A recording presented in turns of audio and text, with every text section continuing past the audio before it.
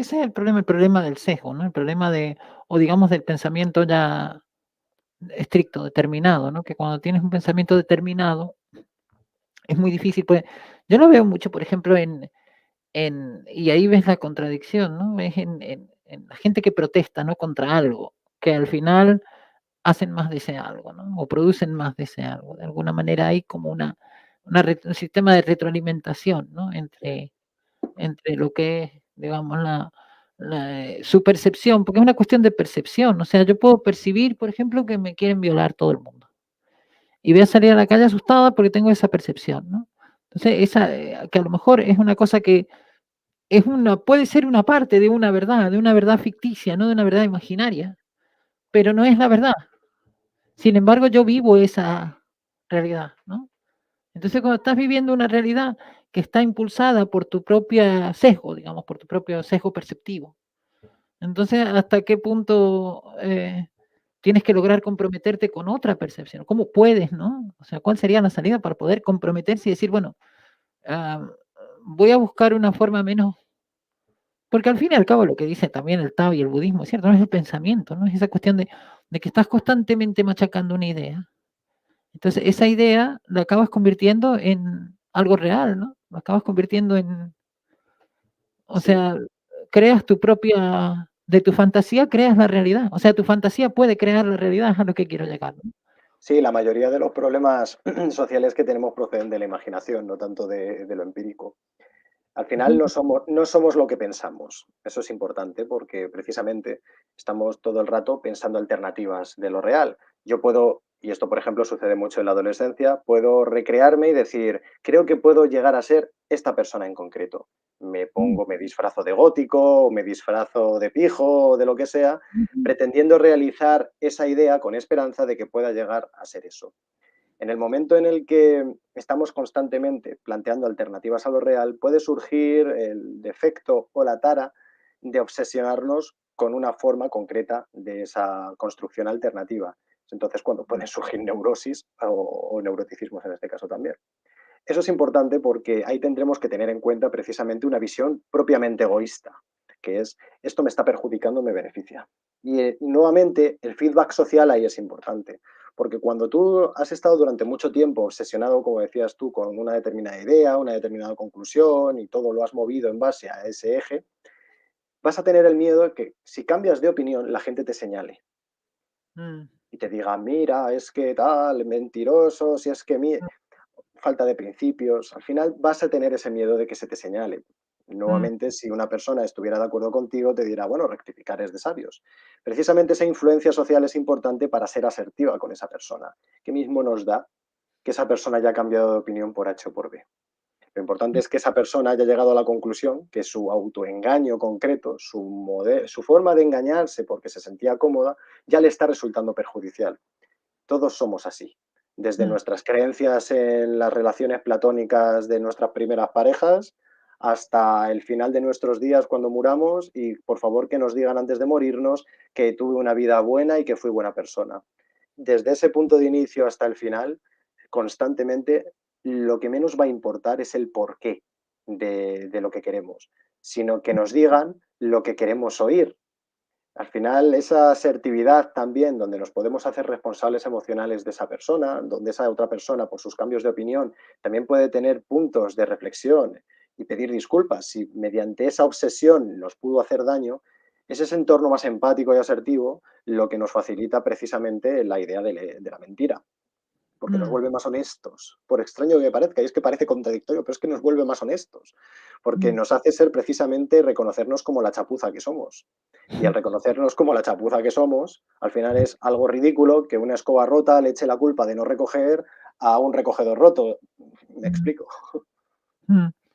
Hay una cosa que no sé si, cómo le parecerá a la gente que tú lo mencionas en tu libro, no sé cómo le parecerá a la gente, qué opinará la gente de esto, ¿no? De cuando dices todo es mentira en las relaciones sociales.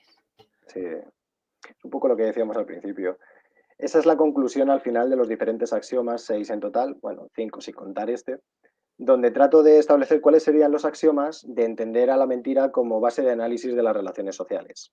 Si te parece bien, voy diciendo cada una de una manera rápida para que todo es mentira en las Mm, relaciones sociales se entienda mucho mejor.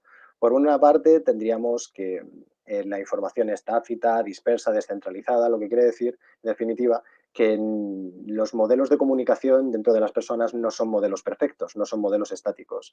Pudiera funcionar tal vez como un atractor extraño, que tiene diferentes coordenadas, formas no previsibles ni predecibles, que nos hacen al final muchas veces aludir a ese dicho tan común del destino, de que parece que la vida te va llevando por el camino que te tiene que ir llevando. Como no nos sentimos que controlamos la información, la forma que tenemos de controlarla también es bastante pésima. Pero existen herramientas e instituciones sociales, como he señalado anteriormente, mismamente el lenguaje y su perfeccionamiento mediante desarrollos semasiológicos. Por otro lado, la relación, o sea, las relaciones sociales tienen una tendencia social al conflicto, pero mm, siempre. mm, Existe una tendencia precisamente a ese tipo de información. Dado que la información es subjetiva, tácita, dispersa, es bastante común que no estemos de acuerdo dos, tres o más personas en cómo llamar a algo de una determinada forma. Surge entonces una contradicción, nuevamente hay que señalar a la mentira. Parece que uno de los dos miente o tiene un interés espurio o precisamente una forma de construir el conocimiento parecerá ser más válida que el otro. Luego, en tercer lugar, tengo la definición de que mentir, según mi definición, ya no sería esa noción clásica que todos entendemos donde mentir y engañar son lo mismo, sino que mentir sería crear consciente e inconscientemente escenarios alternativos a lo real para una supervivencia más eficaz. Esto influye en todo el eje arquitectónico de la comunicación, mientras que por otro lado engañar sería lo que tradicionalmente hemos conocido como engañar. Esta diferencia es importante, aparte de por varias razones, pues puedo citar una, tal vez de las menos importantes, pero resulta bastante llamativa, donde consideraría que los animales ni engañan ni mienten. Porque lo que un animal, por ejemplo, una sepia puede hacer a la hora de mimetizarse o adoptar diferentes engaños, realmente lo que está teniendo es una estrategia evolutivamente estable, según el término científico. Lo que quiere decir que no influye para nada una voluntad, no influye para nada una mente, porque no se debe todo eso a un proceso creativo consciente por parte de la mente, sino que parece obedecer a un sistema estático, causalista, al final de nacimiento y recepción de una determinada idea, que nuevamente cierra el círculo y en ningún momento se plantea una idea de mente. Luego, en cuarto lugar, tendríamos la contradicción como síntoma, nuevamente, como he estado más o menos señalando, donde en el momento en el que surge una contradicción en las relaciones sociales es el síntoma de que se está planteando la mentira. Se está construyendo alternativas a lo real. Lo que pasa es que hay gente que será consciente de que se está planteando algo irreal, se le podrá entonces más o menos llamar a esa persona que engaña, y habrá gente que no tendrá conciencia de lo irreal del lenguaje, y esas mm. personas normalmente lo calificarán como juicios verdaderos. En esta perspectiva es importante tanto el mentido como el mentiroso. Y ya en el quinto lugar tendríamos a la verdad como una mentira cualificada, donde la mayor verdad es la mejor de las mentiras, más o menos lo hemos podido ir viendo en mi explicación a lo largo del programa, y en último lugar, pues todo es mentira en las relaciones sociales. ¿Por qué? Porque debido a cada uno de esos diferentes principios, en el área concreta de conocimiento, como son las ciencias sociales, podemos señalar que existe un algo más. Sí, efectivamente, las ciencias naturales deben de ser muy tenidas en cuenta para nuestro desenvolvimiento diario, porque al final me puedo caer por el efecto de la ley de la gravedad, Mm, pero también es importante, desde el punto de vista social, saber que los seres humanos vemos un algo más. Parece que estamos sugestionados a buscar algo que se nos ha sugerido desde el principio de nuestros días, que nos trasciende a todo, desde un Dios hacia la más inmaculada verdad científica. Y eso es importante para tener en cuenta, dado que todo es mentira en las relaciones sociales, porque nos está señalando cómo construimos el conocimiento. Lo construimos desde lo irreal porque podemos realizarlo. Dado que damos el ser a las cosas pensándolas, no parece bastante presuntuoso considerar que podemos conseguir que lo irreal le demos un ser desde el momento en el que empezamos a realizarlo con nuestra acción, lo que involucra tanto lo cognitivo, lo emocional y lo social. Y es en esa confrontación de hacer de lo irreal pasarlo a lo real donde vamos a encontrar contradicciones con los demás, donde se nos podrá tratar de matar en vida con ese término tan peyorativo y que yo trato de apartarlo de la moral a la mentira, para nuevamente recordarnos que es que construimos el conocimiento de una forma muy rota, no de una manera tan bonita ni tan pulcra, sino que es muy rota. Y precisamente entre esos rotos tenemos que ir entretejiendo las diferentes contradicciones, no buscando una solución inmediata de ya, no hay que coger esta opción o esta ideología o esta solución ya, sino que hay que asumirlo. Tenemos Mm. que asumir que no tenemos una solución y habrá que entenderse. Habrá que dejar pasar Es el que ahí es tiempo. muy importante que recalcaras esa la diferencia entre la mentira y el engaño, ¿no? Porque la política que plantea, la política, o lo que es lo mismo, ¿no? La democracia, lo que plantea es que se cree una serie de engaños grupales que compiten entre sí por llegar al poder, ¿no? Y fomenta, digamos, ese engaño grupal de un grupo u otro, ¿no? De un grupo que promete que va a subir muchos impuestos para que nadie tenga que trabajar y otro que promete que les va a quitar impuestos para otro. Entonces se convierte en ese juego dialéctico que en realidad lo que hace es dividir. Entonces ahí sí, yo creo que la confrontación social también tiene mucha base en ese tipo de mecánicas, ¿no? Que han llegado ya hoy en día a un nivel de, por ejemplo, incluso en las relaciones humanas de hombre y mujer, ¿no? Hay como crisis, ¿no? eh, Que como que digamos, se ha confrontado, se ha llegado a una confrontación de una especie de todo contra todo, hasta de uno mismo contra uno mismo, ¿no? sí, Entonces, como ese es el asunto, ¿no? Yo recomiendo tu libro porque me gusta y me gustaría que así un poco entres en esto, ¿no? ¿Cuál sería la forma de no dejarse o de tener un engaño sano o creer en mentiras sanas o creer en mentiras que te hagan bien? Yo sobre todo lo centro en disciplina y responsabilidad, porque ser disciplinado en la forma de desenvolvernos socialmente y ser responsable con nuestros actos y cómo afecta estos actos en quienes nos rodean, es importante para saber controlar el tipo de información que manejamos. Porque si yo creo que estoy haciendo una cosa y creo que la estoy haciendo bien y resulta que lo he hecho mal porque he afectado a esa persona, al final tengo que hacer el esfuerzo de ser responsable emocional con esas consecuencias, aun cuando pueda estar en desacuerdo con que haya podido generar eso. Pero al final todos buscamos atención y dentro de esa discriminación de la atención habrá que encontrar el punto en cuestión. A lo que iba. Precisamente en materia de política es importante evitar fusiones de identidad. Las fusiones de identidad son, dentro de la rama de la psicología de masas, aquello que inutiliza precisamente esto, el sentido de la responsabilidad individual. ¿Por qué? Porque hace entender que al integrarte en un bloque, ese bloque que protege un centro gregario es lo que debe de reforzarse constantemente desde el colectivo. Si hace daño a uno, hace daño a todos, y si ataca a uno, atacamos todos.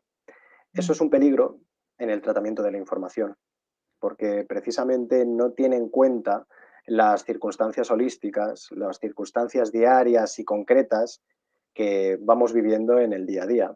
Cerrar la construcción del conocimiento porque formo parte de esto, al final mm, lo que estás haciendo es quitar tu conocimiento y depender del conocimiento que te quiera imponer el dios, el líder o el determinado detentor del poder de ese grupo en cuestión que sí dirige esa fusión de identidad. Siempre va a haber una persona que se quiera aprovechar del trabajo y la miseria de los demás sin dar un palo al agua. Siempre va a ser así y la historia nos lo ha demostrado constantemente. Precisamente en ese teje-maneje, las personas, en el sentido de responsabilidad individual, es como verdaderamente podemos gestionar cada uno de los diferentes encuentros. Y tenemos que estar abiertos a sufrir, porque es tan sencillo como eso. La vida es ujú. sufrimiento, pero también pensamos que la vida tiene un algo más, tiene una idea donde podemos ser felices, pero ese algo más es muy diferente a pensar que podemos estar prácticamente condicionados por lo que se nos pueda dictaminar en un determinado grupo por estar en ese grupo concreto. En definitiva, y por resumir, responsabilidad individual, responsabilidad emocional y asertividad son los tres pilares de considerarnos como mentirosos para entender cómo podemos aproximarnos a algún tipo de grado de verdad. Mm. Sí, por lo menos a una mentira que sea algo más sana, ¿no? Claro, si es que ahí es importante, todos nos autoengañamos, empezando por mí. Yo Mm, me miro, un día nos miramos en el espejo, qué guapo soy, qué estilo tengo, al día siguiente, jo, qué feo soy, pero bueno, ya me buscaré las mañas para no verme tan feo. Al final, todos operamos constantemente, porque se influye también con nuestra autoestima y nuestras emociones, con creaciones alternativas a lo real. Estamos constantemente buscando cuál es la forma, cuál es nuestra manera de ser Y eso genera estrés, genera preocupación y genera muchos problemas. Estamos condicionados biológicamente con noradrenalina para parar un tren más que con cualquier otra cosa. Y eso nos hace Mm, ser pesimistas casi por naturaleza. mm, Precisamente la mentira nos aporta libertad, porque al final está señalando también el propio funcionamiento neuronal, donde al haber infinitas conexiones neuronales que van dibujando dentro de nuestra arquitectura cerebral diferentes escenarios de la realidad, nos permiten nuevamente trascender un poco más, ver más allá de esas preocupaciones, de ese sufrimiento y de ese dolor. Y nuevamente, qué bonito es señalarnos como principales responsables, no solamente cuando nos va mal, sino también cuando nos va bien. Eso de ser responsables emocionales, responsables con nosotros mismos y nuevamente también asertivos, tiene que ser en los dos sentidos, tanto en lo bueno como en lo malo. Y eso es importante porque al final muchas veces las verdades nos hacen sufrir más que la propia mentira, porque las verdades son injustas, porque no tienen en cuenta quiénes somos. Una verdad no tiene en cuenta quién soy, no me conoce, no sabe mi nombre, la verdad. La mentira siempre va a tener una señal de identidad dicha por mí, o por mi madre, que me quiere, o por mi pareja, o siempre tiene un punto humano. Y es más humana la mentira que la verdad, porque la verdad siempre aparece reflejada en el otro lado de la orilla, está como lejos. Tiene ese prestigio de la lejanía, como en el siglo XIX lo tenían las tribus indígenas, que todos los aristócratas querían ir a verlas por ese prestigio de lo que decían los libros de los antropólogos, pero cuando llegaban allí se les comían los caníbales. Esto es mm. igual. Llegar a la verdad tal vez nos queme la retina. Claro, es lo que decías tú, que lo dices en tu libro, la verdad es terror, ¿no? La verdad es terror, efectivamente, Mm. y la mentira es velo. En pleno corazón de Valparaíso, visite Café de la Princesa. Las damas de la corte estarán más que felices de atenderlo. Puede reservar su almuerzo, cena o desayuno fuera de horario de apertura a través de nuestro WhatsApp. Agende nuestro Facebook y si visita Valparaíso, ya sabe, Café de la Princesa es el lugar para alguien noble y venerable como usted.